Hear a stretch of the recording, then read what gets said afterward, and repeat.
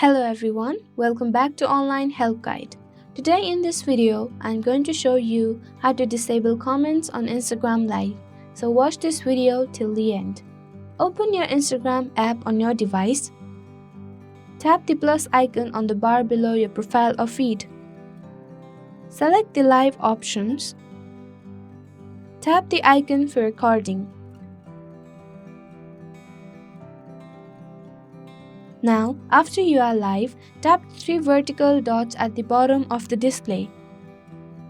Choose the Turn Off Commenting option. Thank you for watching Online Help Guide. Hope this video was helpful. If it was, then hit the like button and comment down if you have any questions or feedbacks. Also, if you are new to our channel, subscribe and hit the bell icon on our channel so that you don't miss our upcoming videos.